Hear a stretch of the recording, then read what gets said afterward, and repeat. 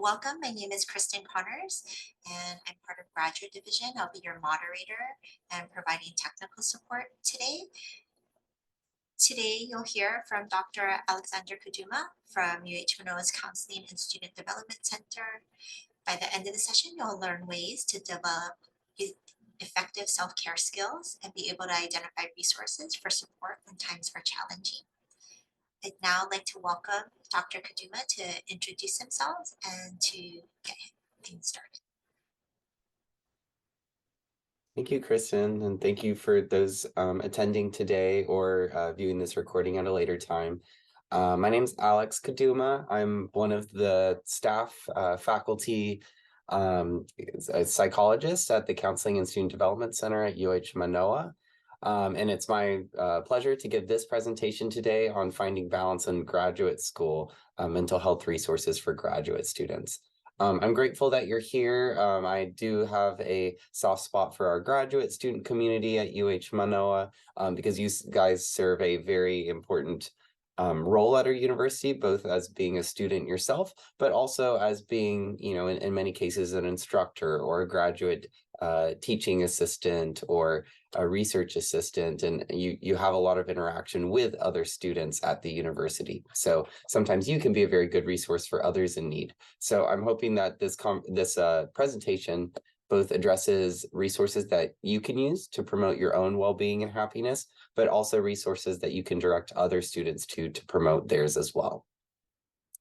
I will take questions at the end of today's presentation, so feel free if you do have questions, as Kristen suggested, please do submit them through the Q&A function, and we will address those at the end of the presentation. So I work at our Counseling and Student Development Center. If you're unfamiliar with our office, we are located in the Queen Liliuokalani Center for Student Services. That's one of our main student resource offices on campus. It's where you'll find our financial aid, our Kukua program, which is our office for student disabilities. We also have our admissions office, our LGBTQ center, our women's center, our student parents and student veterans offices, all located in this building. So we're neighboring with a lot of our other student service offices and work with them closely. We're located on the third floor. So if you do visit us in person, then you just take the elevator up to the third floor, and we're located on the right. And we're the unit that is primarily tasked with serving the mental health care needs of students at UH Manoa. So that's the entire focus of our office, and I'll share a bit more information about what those services actually include in a moment. But before I kind of dive into the topic we'll be discussing, mental health resources for students, I want to kind of set the example and first check in with ourselves. And if you are viewing this recording at a later time, then you can still, engage with this activity and follow along. But essentially, I wanted to start with a brief, friendly, guided meditation just to check in on ourselves and hopefully start this conversation on a calm and centered note. So I'll put up a graphic on the screen that can just serve as a help to remind us to check in with our breath. So you are welcome to first close your eyes and get into a comfortable seated or relaxed position. Or if you want to keep your eyes open, you're welcome to look at the screen and use the graphic I have displayed as a way to monitor your breathing. Okay. So take a moment to get comfortable. Perhaps notice any tension you might be carrying in your body, maybe in your forehead or your shoulders or your neck. Try and make sure your feet are flat on the floor and that you can release any tension or weight that you're holding as you're standing.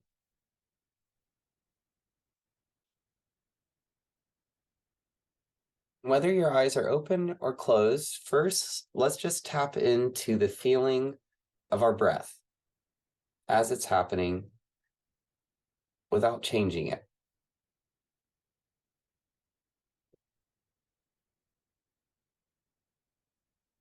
You can first start to pay attention to the feeling of breathing in, holding on to that air, and then letting it go and breathing out.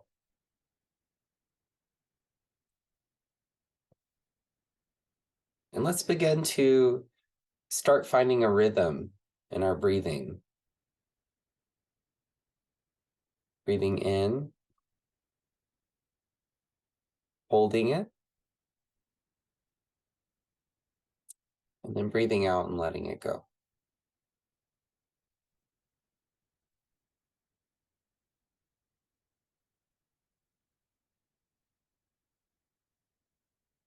As we go through this activity, you may notice thoughts come up or yourself getting distracted by other sensations in the room or in your surroundings. And that is totally normal. That's okay.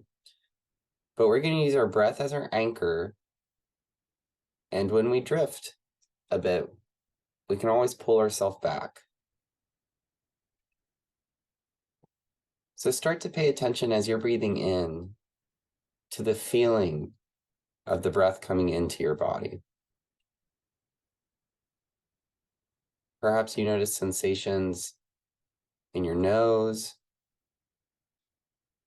in your throat, in your chest.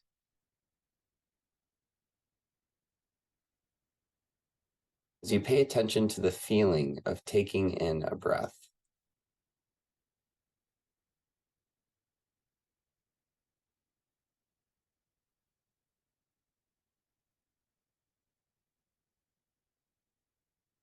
And then start to pay attention to the feeling of holding your breath. So when you breathe in, your chest expands.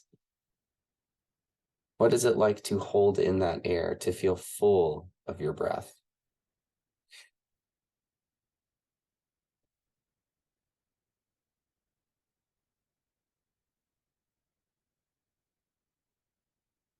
Like always, we can experience the practice of letting go every time we breathe out.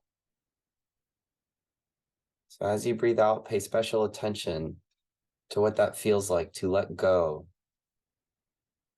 of the air that has been with you for just a moment.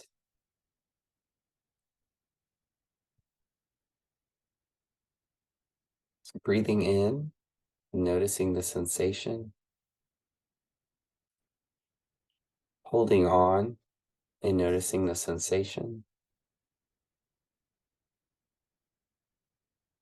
and letting go and noticing that sensation.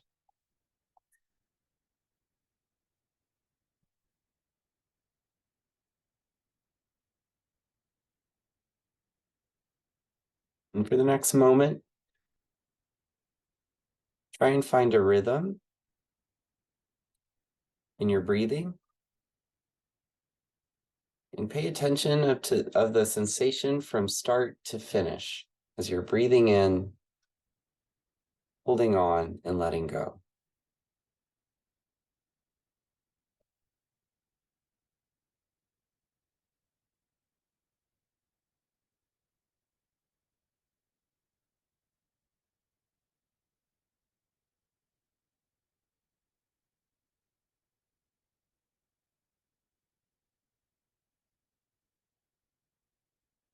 Try to deepen your breath, perhaps taking a moment more to take in air, a moment more to hold on,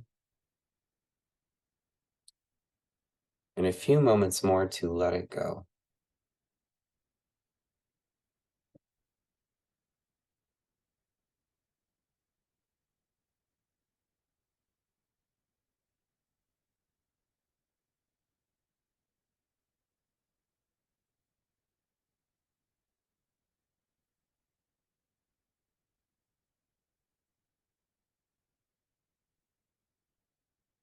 Once more, let's try and deepen our breath.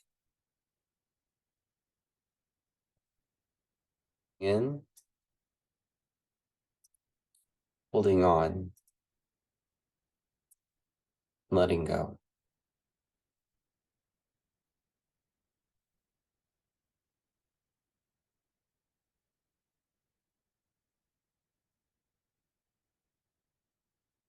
For a moment, just try and tune into your body, what it feels like in this moment. If you've been able to focus your mind and anchor yourself in your breathing, you may notice a sense of calm or freedom from whatever might have been occupying your mind or weighing on you even a few minutes ago.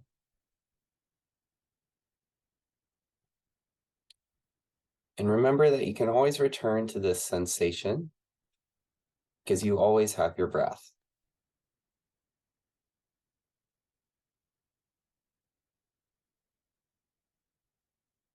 If you ever need to drop that anchor again, to recenter yourself if you started to drift, then it's as simple as tuning in to your breath.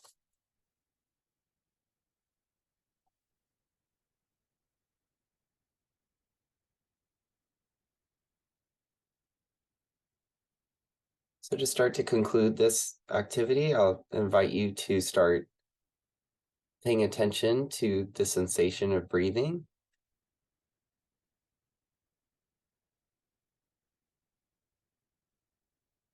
Perhaps noticing your thoughts beginning to arise once more.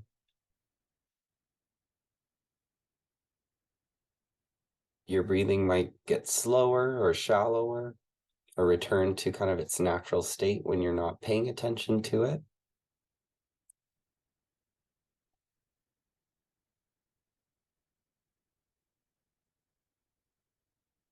And when you're ready, I'll invite you to open your eyes or return to the present.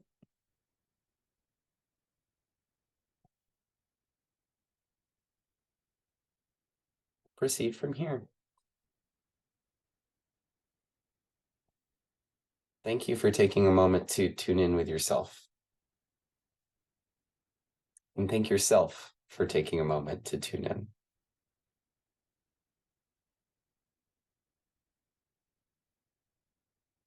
Okay.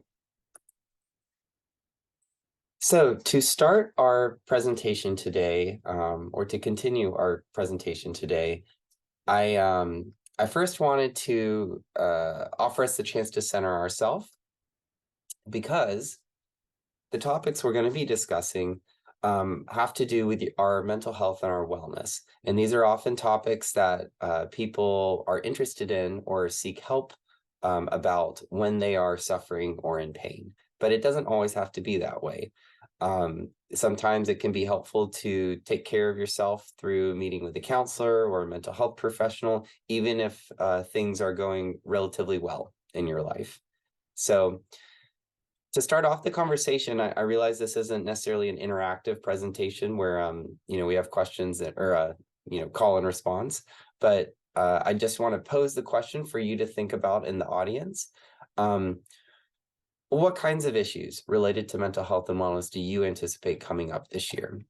So if you're thinking ahead in terms of your role at the university as a student, and also perhaps as a staff member or TA or research assistant, what kinds of issues do you anticipate coming up in your own work?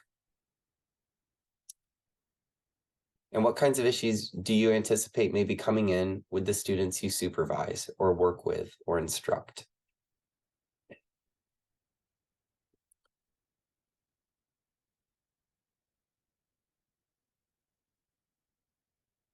Then on a related note, how can you tell if you're starting to become overwhelmed by stress? What signs or symptoms tell you that you're kind of reaching the edge of your tolerance or are starting to feel overwhelmed? And are those the same signs that you pay attention to tell if someone else is overwhelmed by stress or being affected by it negatively?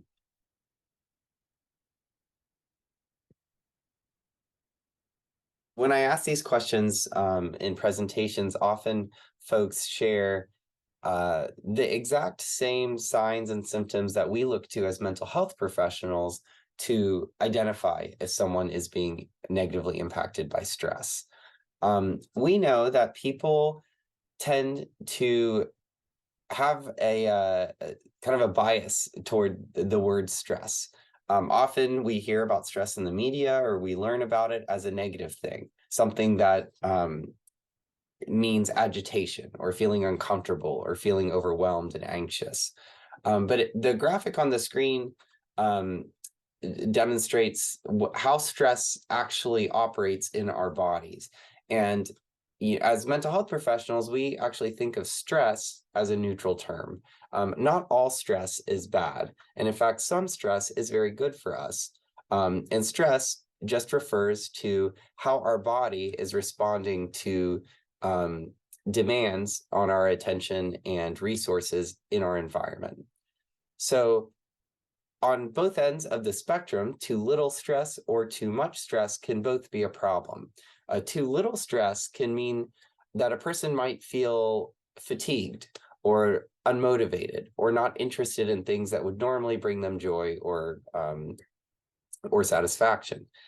On the opposite end of the spectrum, this is how we typically describe stress, which would mean anxiety or feeling overwhelmed and panicked. And with too much stress, we're also negatively impacted because you can't focus and you can't calm your mind or appropriately deal with whatever task is in front of you because you're so overwhelmed by the sensation of being agitated.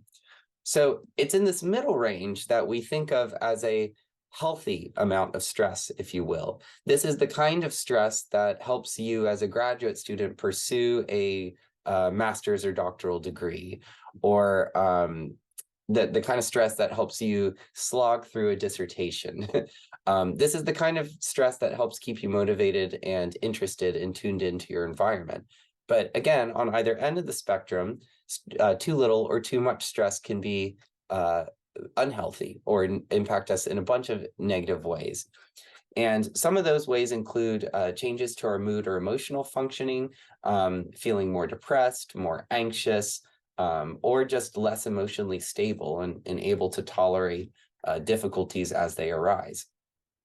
Sometimes stress manifests as physical issues like getting sick more often or lowered immunity to diseases. Stress often impairs our attention or affects our ability to focus on what's in front of us. And a lot of people experience sleep disturbances when they're either feeling overly stressed or experiencing insomnia where you can't get to sleep or calm your mind. Sometimes stress comes out in our relationships in terms of feeling more delicate emotionally or more sensitive to things that might not normally bother us. Or perhaps you might be feeling more temperamental or angry or snappy with others if you're feeling overwhelmed. And then finally, one of the big problems related to stress for students in particular is the risk for loss of interest or burnout along your academic journey. So because getting a degree is kind of by nature a long-term goal, you have to put in years of work in order to get a university degree, then any sort of risk that your mental health might be suffering along the way raises the risk that you might burn out or you might stop pursuing this long-term goal because you don't feel up for the task or aren't able to complete the requirements. And so because school is a long-term project, it's important to take care of yourself along the way so that at each stage of your journey, you are feeling well and able to deal with the kind of inherent stress of school. For college students, we know that there are some significant stressors that don't necessarily apply to non-enrolled populations. A lot of students are attending universities far away from home or far away from the locations they're used to or the people that they're used to. So especially here in Hawaii, we have a lot of students coming from very far away to be here who might not be connected to the local community and feel like they're kind of out on their own.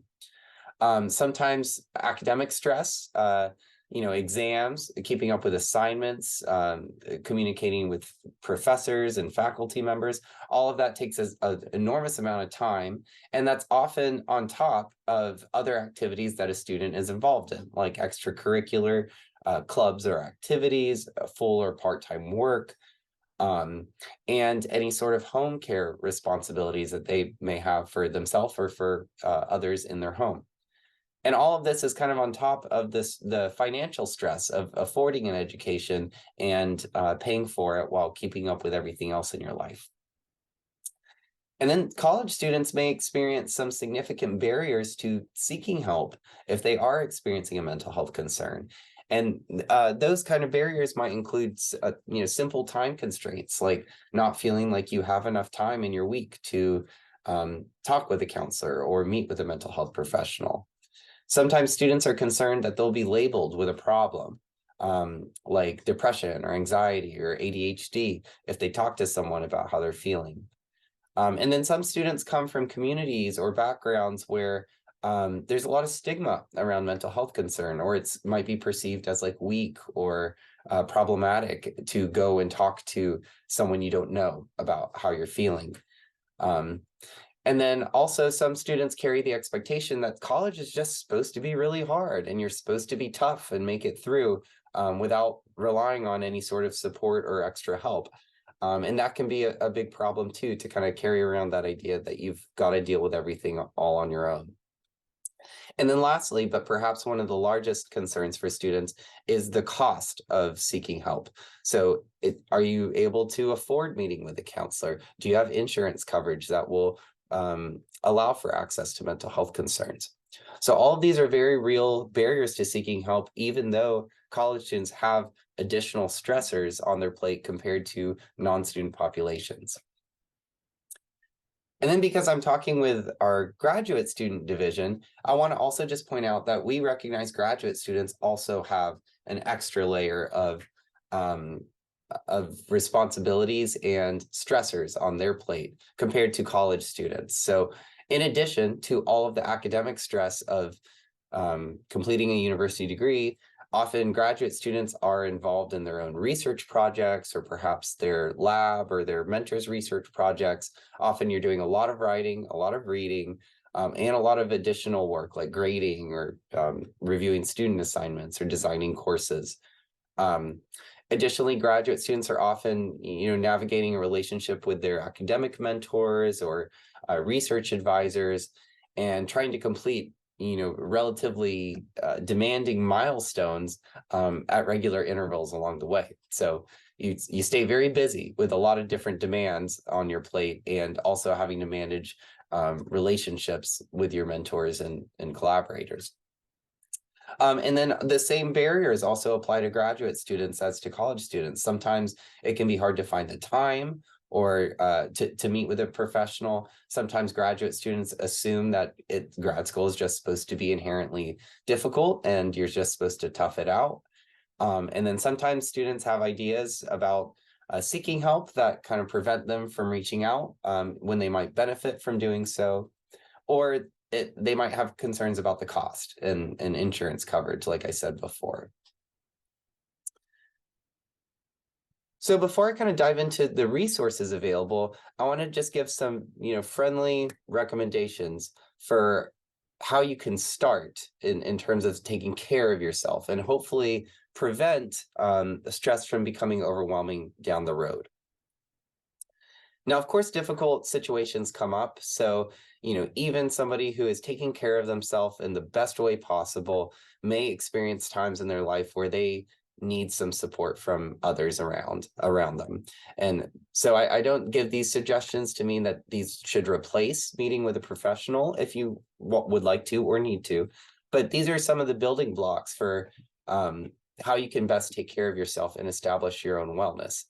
And one of the first places you can start is on checking in with yourself and developing what you might call inner strength, or your ability to deal with challenges as they come, because they will always come in some way.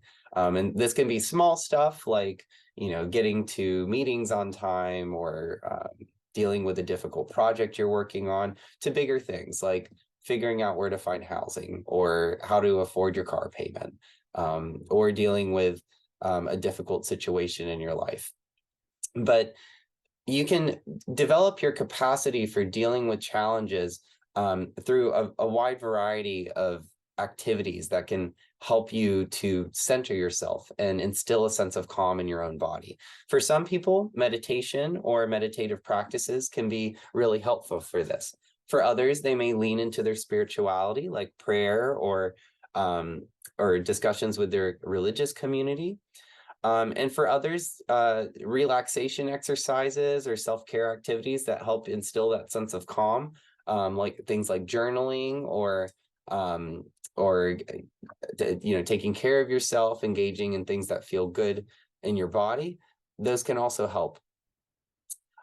It's also important to kind of evaluate your own thinking. And if you find that sometimes your own thinking gets in your way or kind of negatively colors your experience during the day, then that might be an opportunity to question yourself and evaluate if your mindset might also need some adjusting. And then, of course, it's always crucial to take care of yourself at the most basic level by paying attention to your bodily needs. And this can include, simple recommendations like getting enough exercise, even if that just means moving around a little bit or taking a short walk at some point during the day. Also making sure that you nourish yourself appropriately, eating enough and making sure that that your appetite is regular and that you're eating healthy, nutritious food. And then also taking care of your sleep. And this is a big one, especially in university students, not getting enough sleep. Sometimes sleep has to be sacrificed for work or assignments, but in general, it's really important to get enough sleep and get good quality sleep because it's going to translate to better health during the day, including mental health. It's also important to feel connected to a supportive community. And that can for some people, this might be a wide network of friends. For others, it might be that you just have a few people you can rely on, including family members, friends, acquaintances, roommates, but people who you feel like you can rely on if you needed to or needed some support. Even as a university student, it's also really important to spend your time wisely. And what I mean by wisely is that it's balanced. You have enough time to deal with all of your academic and extracurricular demands, but also some time for things like sleep or making meals that you want to eat, or doing things that just bring you joy, or going to the beach, things like that don't necessarily have a purpose in terms of your career or professional life, but are truly for you to recharge. A lot of students already come to their university experience with some goals for the future, but having some goals and things you're looking forward to in the future can help you feel motivated in the present. And then lastly, seeking help if you need it. And I'll get into what resources you can turn to if you do find yourself wanting to meet with a mental health professional or needing some help around your mental health and wellness. But it's always very important to reach out and get connected to the kind of support you need if you find yourself struggling. So that kind of brings me back to our counseling center, where I work, our Counseling and Student Development Center. So the Counseling Center is the office on campus that is fully focused on serving the mental health needs of students. For the most part, we are staffed by mental health care professionals. So if you are meeting with a counselor at our counseling center, it would be the same kind of mental health professional that you would be meeting with if you went out into the community or used your insurance. So just know that we do have a great team of clinicians that are ready to meet with students, and we are here for you. All of our services right now are provided via Zoom or phone. So our office location on campus is open and students can come to our office to take their appointments. But just know that the students, at least for the fall semester, would be meeting with their counselor from a different room and the appointment would be taking place over Zoom. But we have a whole suite of Zoom rooms available in case students want to come to our office to take their appointments. And this can be especially important if you live in a small apartment and you don't want your roommate present while you're attending sessions with your with your counselor. Then you're welcome to come to our our office, and you can reserve a Zoom room, and you can use our computers and equipment and have a private space to take your appointments. Students are eligible for services at our center as long as they are enrolled in at least 1 credit hour at UH Manoa. And that's all that's required. So we are covered under your student health fee, which is part of your tuition for any student that is enrolled at the university. So our office does not have to bill your insurance for services, and there's no cost at all involved. So we don't even take your credit card information or any cash or anything like that at our center. And then we're also available for trainings and consultation for faculty and staff. So even if you're not a student at the university, we can be helpful in terms of providing workshops or self-help events. And we can also assist any faculty or staff member who might want help in terms of referring a student or assisting a student in distress. So we see students for a very wide range of concerns. Nobody gets turned away because of the nature or extent of their mental health concern. Some of the common reasons that we meet with students are around adjustment to university life, maybe being new to Hawaii or the UH community. We see students who might have concerns around mood or emotional problems like depression, anxiety, panic symptoms. We see students for concerns about their eating behaviors, their substance use behaviors, relationships in their life that might be causing them stress. We see students who might be concerned about their academic functioning, or in particular, how their mental health has been impacting their academic functioning. We also see students who might be experiencing what you would consider a normal reaction to common stressors, like feeling pretty overwhelmed during final season, or if you've experienced a loss recently, going through a phase of mourning or grief to cope with that loss. So while these might be, what you would consider a normal reaction to a stressor that comes along in life, if you find yourself needing help or support along the way, then nobody gets turned away from our office because of that. We also see students for any sort of crisis situation, and these are the situations where we would highly recommend that a student try and immediately connect with our office. And we define crisis situations as any sort of risk that student might harm themselves or harm other people. And that can sometimes look like repetitive thoughts of wanting to hurt themselves or take their own life, or repetitive thoughts or concerns about hurting others. We also see students who might have experienced traumatic events like harassment, abuse, sexual assaults, or erratic changes to kind of their mood or emotional functioning that's been impairing their ability to stay well.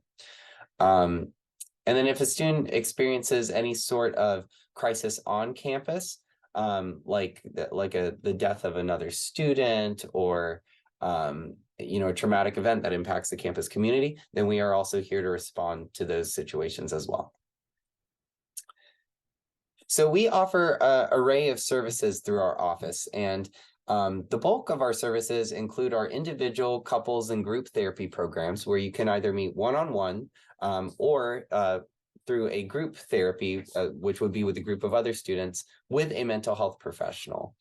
We also offer career counseling services for any student that might feel unsure about their academic or professional goals. We offer immediate crisis intervention, where students can walk into our counseling center or give us a call anytime during our business hours, and we always have on-call crisis counselors available to talk with them. We offer a variety of educational events throughout the semester. We recently had our Love Life resource fair on September 11th, which was recognizing Suicide Prevention Month for the month of September. We also have a counselor in residence program, which consists of a team of counselors that assist with any sort of after hours emergencies that take place in our campus residence halls. And then we have a Peer Fellows program, which is a team of undergraduate and graduate students who can provide peer-to-peer support for any student in need. So for our therapy services, students are able to meet with a counselor either one-on-one for individual counseling. They're eligible for couples counseling as long as one member of the partnership is enrolled as a UH Manoa student. We offer a variety of group therapy programs, which I'll talk about in a moment. And then, as I mentioned, career counseling services as well. All of these are held over Zoom, and students are able to meet with a counselor for up to 6 appointments during the academic year. Okay, so if a student wants to utilize our services but feels like they may need more than 6 sessions, or need help connecting to a specialist or other kinds of resources for support, we can always help with referrals, and students are welcome to use our services while they're getting connected to referrals, and we can kind of help them navigate that process along the way. The other important thing to know is that our crisis intervention services are available anytime during our business hours. So Monday through Friday, 8:30 to 3:30. Our last appointment we can take is at 3:30. And students are welcome to just contact our office by phone or walk into our physical office location in the QLC building. And if a student is attending a walk-in appointment, we do ask that you call ahead to let us know, but you don't have to. And again, a on-call counselor will always be available during our business hours to meet with you if you needed some immediate support. The same is true for consultation. So if you're teaching a class and you have a question about a student and want to give them resources or try and refer them to our counseling center, then you're welcome to contact us and we can talk through how to communicate with that student or offer them the best kind of support. And then we can help students with referrals at any point, even if they decide not to use our services. So if students want to call us to say, hey, I'm looking for a psychiatrist to help refill my prescription for my ADHD medication, then we can assist them with finding providers in the community who offer that service and hopefully can take their insurance.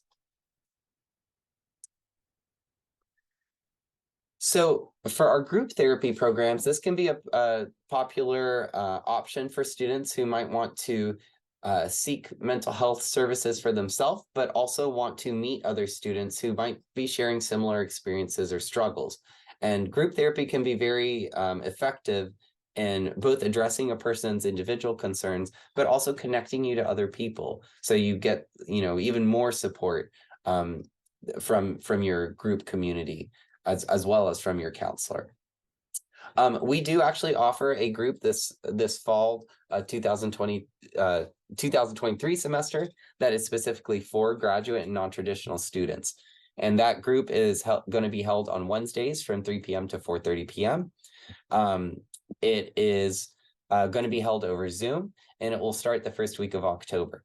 So any student who is interested in getting enrolled in our group therapy program for graduate students, you are welcome to contact our office and you'll be scheduled for an initial telephone call to get you enrolled in that group.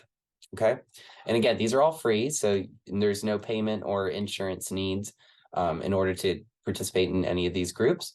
But we also offer 2 other groups this semester, one being our Women of Colors group, which will be held at 3 p.m. to 4:30 p.m. on Wednesdays as well, and our Aloha Manoa group, which is for students who might be new to the university community or Hawaii community, and that will be held on Thursdays from 3 p.m. to 4:30 p.m. So to just briefly take you through what happens if you contact the counseling center, if a student contacts us for any reason, then they'll be routed to the appropriate party based on what kind of service they're seeking. If it's an urgent crisis situation, like any of the scenarios I described before, like suicidal ideation or thoughts of wanting to harm another person or feeling unsafe around themselves, or experiencing just a significant, overwhelming mental health concern in the moment, then that student will be immediately connected with an on-call crisis counselor. If a student wants to set up services with a counselor, but it's not a crisis, so let's say they want to meet with a therapist a few times during the semester, but they don't need to do that today per se, then they can contact our office and they'll be scheduled for an initial appointment to discuss their needs a bit more. And then we use that information to match them to the most appropriate service within our center. And then lastly, if anybody in the UH Manoa community contacts our office, we are happy to consult about the best resources for students or how to assist a student in distress, or we can help the caller connect to whatever resource outside of the university might be most appropriate for them. And I also want to point out that we're not the only office that offers counseling services at UH Manoa. In fact, there are two other programs that serve specific student populations, which are might be helpful for students of these identities. One program is a partnership between our office and the Native Hawaiian Student Services Office, and it's called Kamalu Ava'ahila. This is a program that offers free, culturally relevant behavioral health services, including individual counseling to Native Hawaiian and Pacific Islander students enrolled at UH Manoa. And this service also does offer their service, offer services for students in Native Hawaiian language too. So if students are looking for that in particular, then they can utilize this free available service. And then we also refer frequently to our Veterans Integration to Academic Leadership program for any student who has served in the military. So anybody who is eligible for VA benefits is able to take advantage of this program, where the Veterans Association has a counselor that is available specifically to meet with UH Manoa students. We also offer some online self-help resources for students, and any student with a hawaii.edu email address has access to this free service called Therapy Assistance Online.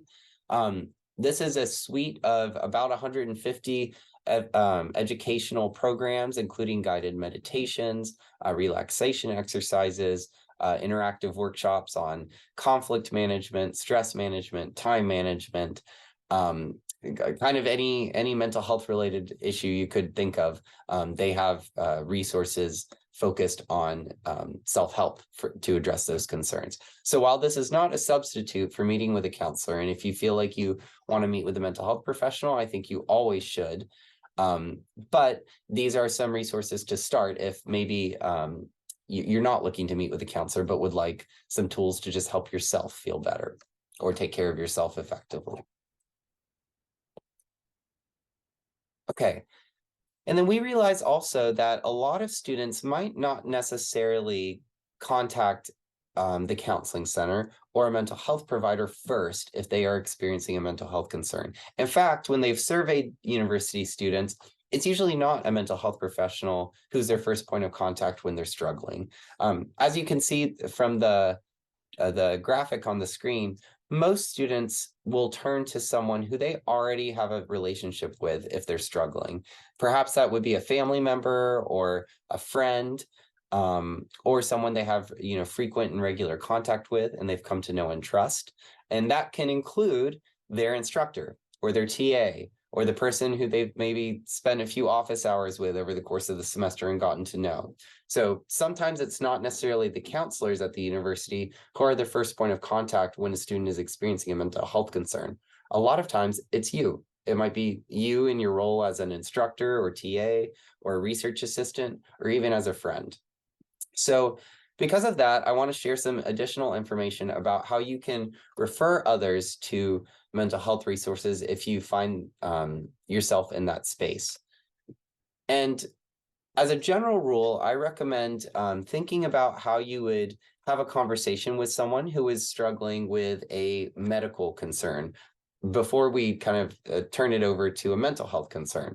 So if someone expressed that they'd been having repeated headaches that have been impacting their ability to concentrate or their ability to stay well, perhaps the student says, these headaches have not gone away. They've been getting worse over time.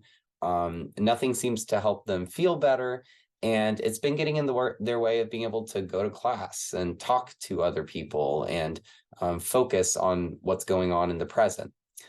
If it was for headaches, often our first recommendation to that person would be, you should see your doctor and let them know about what's going on so you can come up with good solutions. And there probably are some effective treatments or solutions to address the concern, but letting it continue without talking to someone may make the problem worse, and it can get worse over time.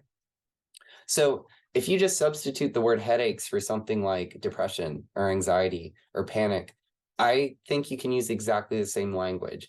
And the nice thing about that is when it's a medical concern, often there's a lot less stigma around seeking help. So people are pretty okay with going to their doctor for their headaches.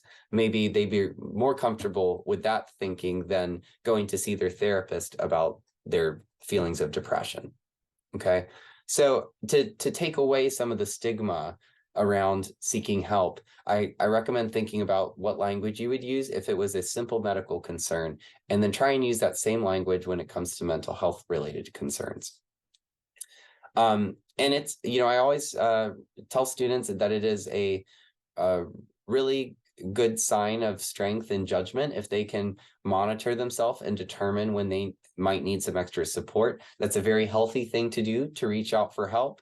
And often it leads to a person getting the support or help that they need. The other important things to know are that meeting with a mental health professional is a very safe and confidential interaction. As long as a person is over 18 years old, then if they talk to a mental health professional, that information is not shared with any other party, not their parents, not their professors or academic mentors, and not their roommates, not their friends. Basically, any information you share with a mental health professional is just between you and that mental health professional. So I think there's a lot of safety embedded into mental health services if folks choose to connect with them. And then it's always okay to just go and check out mental health services if you think they might be helpful to you. Almost no one is ever forced into meeting with a counselor, so you're always welcome to check it out, see if it's helpful to you, and if not, then it comes with very few side effects. Basically, the worst outcome is that you might have felt like you wasted some of your time for that meeting. Okay. And then because graduate students are often involved in assisting others, like including undergraduate students, I'd recommend just sharing any information about our resources with any student you might be concerned about or think could benefit from knowing that there are free, confidential mental health resources available to them.